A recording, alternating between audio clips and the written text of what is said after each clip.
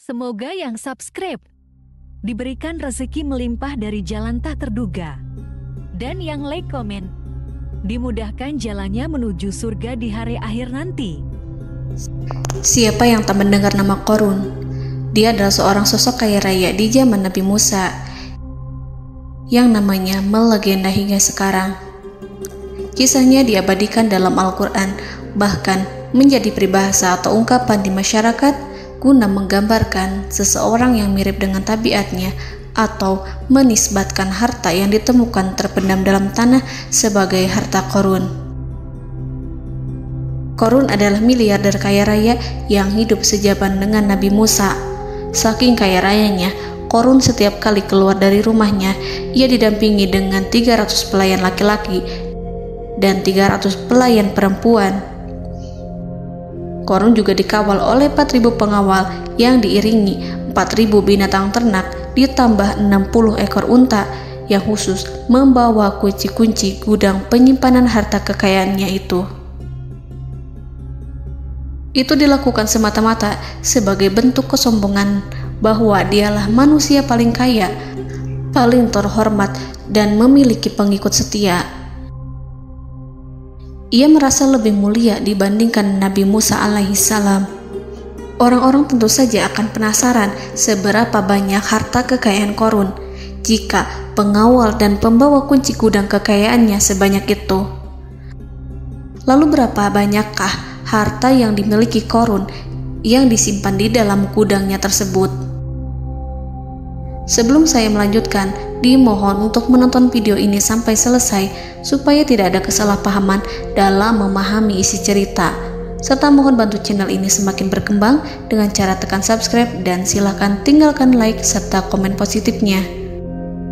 Semoga dukungan pemirsa Risalah Kehidupan bernilai pahala dan menjadi wasilah dimudahkannya segala urusan pemirsa sekalian.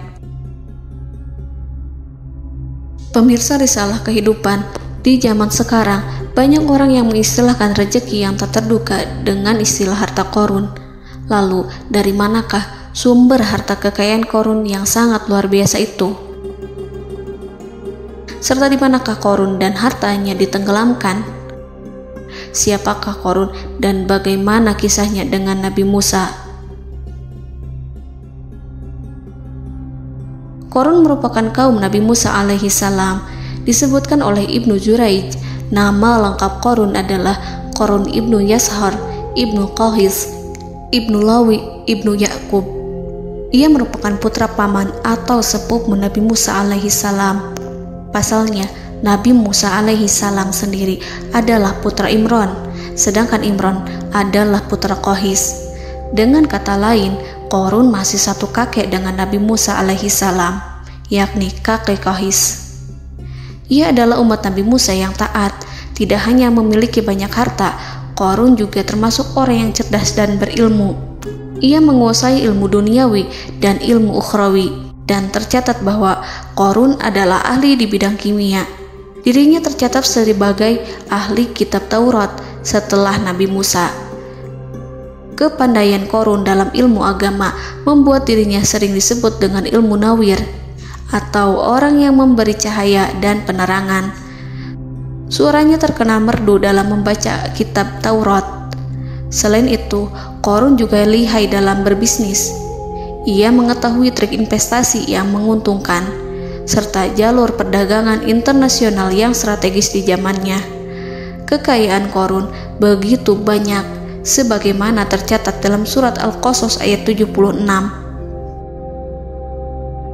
Sesungguhnya Qorun termasuk kaum Musa, tetapi dia berlaku aniaya terhadap mereka. Kami menganugerahkan kepadanya perbendaharaan harta yang kunci-kuncinya sungguh berat dipikul oleh sejumlah orang-orang yang kuat. Dalam riwayat Kaisamah disebutkan, kunci gudang kekayaan Qorun dibutuhkan 60 bigol atau sejenis kuda kecil. Ukuran kuncinya sebesar jari, bahannya terbuat dari kulit, dan setiap kunci digunakan untuk satu gudang. Maka keluarlah Qorun kepada kaumnya dalam kemegahannya. Para ulama tafsir menjelaskan Qarun keluar dengan mewah diiringi dengan 300 gadis berbaju merah dan 4.000 kendaraan kuda. Tak heran, iring-iringan Qarun itu mengundang decak kagum mereka yang gandrung terhadap harta kekayaan. Sebagaimana yang terekam dalam ayat Al-Quran, moga-moga kiranya kita mempunyai seperti apa yang telah diberikan kepada Qarun. Sesungguhnya ia benar-benar mempunyai keberuntungan yang besar. Quran Surat Al-Qasas ayat 79. Namun tak sedikit kaumnya yang mengingatkan. Ingatlah ketika kaumnya berkata kepadanya, janganlah engkau terlalu bangga, sesungguhnya Allah tidak menyukai orang-orang yang terlalu membanggakan diri atau farihin. Ulama menafsirkan istilah farihin di sana juga berarti takabur, zolim, berbuat kerusakan, arogan, dan tak mau bersyukur terhadap nikmat. Qarun dikisahkan memiliki ribuan kuda yang berisikan emas dan perak. Bila keluar rumah, Qarun selalu berpakaian mewah dan dikawal 600 pelayan dan diiringi 4.000 ekor kuda serta 60 ekor unta yang membawa kunci-kunci gudang kekayaannya. Namun, sayangnya Qarun kemudian membangkang pada Nabi Musa dan menjadi pengikut setia Fir'aun. Mengenai dari mana asal-usul kekayaan Qarun, ada beberapa riwayat yang memberitahukan tentang asal-usul kekayaan Qarun. Sumber pertama menyebutkan bahwa jauh sebelum memiliki kekayaan, Qarun hanyalah seorang lelaki miskin yang tidak mampu menafkahi keluarganya. Anaknya sangat banyak. Lalu suatu ketika Qarun datang kepada Nabi Musa. Ia meminta Nabi Musa alaihi salam untuk mendoakannya agar Allah memberikan harta benda yang banyak. Qarun juga meminta Nabi Musa mengajarinya ilmu kimia dan ilmu-ilmu kehidupan lainnya. Qarun dikenal sebagai orang yang soleh dan mengikuti ajaran Ibrahim dengan baik, sehingga tanpa pikir panjang, Nabi Musa alaihi salam menyetujui permintaannya. Allah Subhanahu wa ta'ala mengabulkan doa Nabi Musa. Qarun diberikan kecerdasan luar biasa dan menguasai ilmu yang telah diajarkan kepadanya. Qarun menguasai teori dan praktik pembuatan emas permata dan beragam perhiasan mewah lainnya. Ia juga pakar dalam ilmu arsitektur, rancangan bangunan, penataan kota, dan lain sebagainya. Tidak lama setelah itu, hidupnya berubah.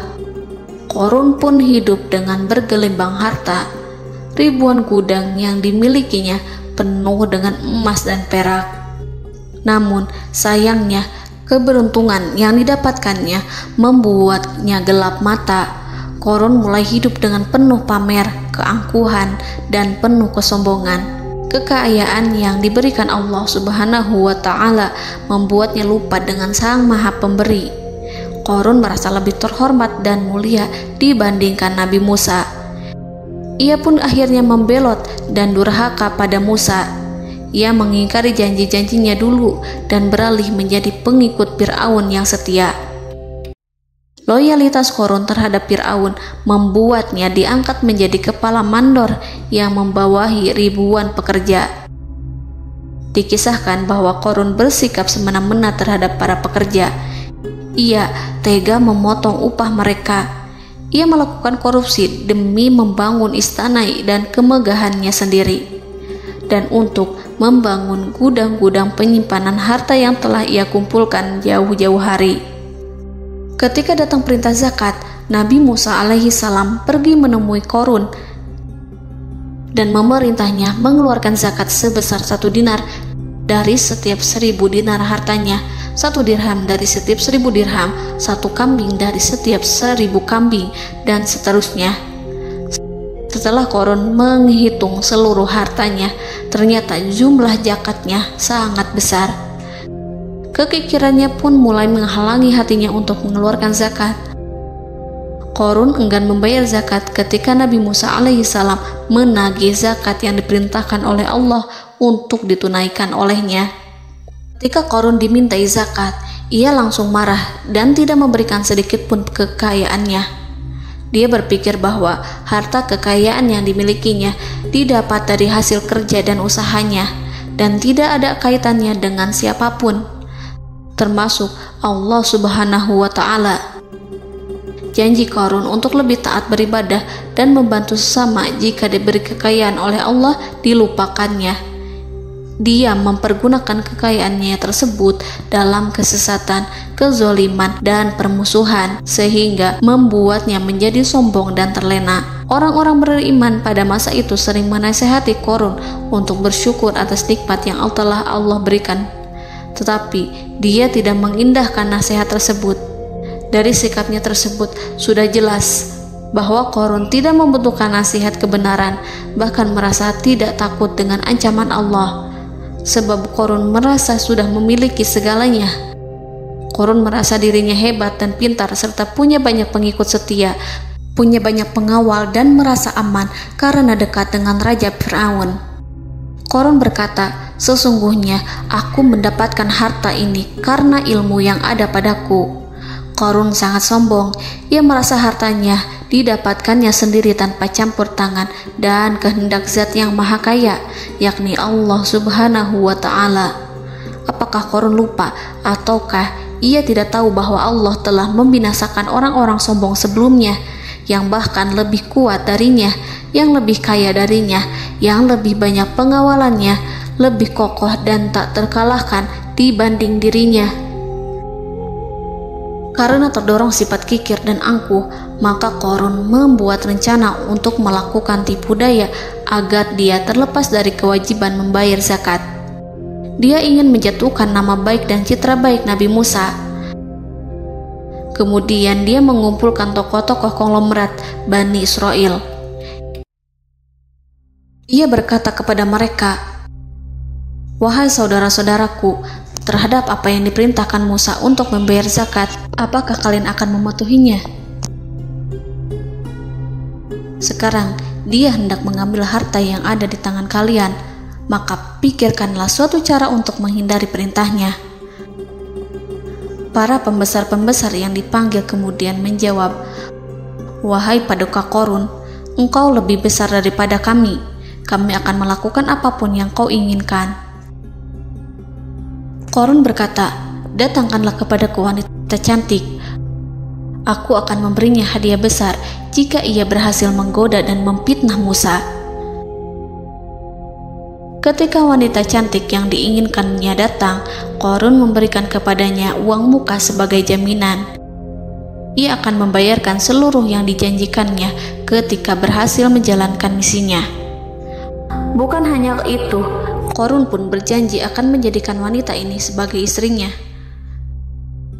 Keesokan harinya, Qarun mengumpulkan Bani Israel. Setelah itu, Qarun menghadap kepada Nabi Musa seraya berkata, "Orang-orang menanti kedatangan Anda, sampaikanlah saran dan nasihat kepada mereka." Nabi Musa kemudian keluar dari rumahnya. Ia mulai menyampaikan nasihat pada umatnya. Di antara nasihatnya, beliau berkata, "Barang siapa yang mencuri, aku akan memotong tangannya. Barang siapa yang memfitnah, aku akan mencambuknya sebanyak 70 kali. Barang siapa yang tidak mempunyai istri dan dia berbuat zina, maka aku akan mencambuknya sebanyak 70 kali. Adapun barang siapa yang memiliki istri dan ia berbuat zina, aku akan rajam dia sampai mati." Qarun kemudian berkata, "Apakah ini juga berlaku untuk Anda jika Anda sendiri yang berbuat zina?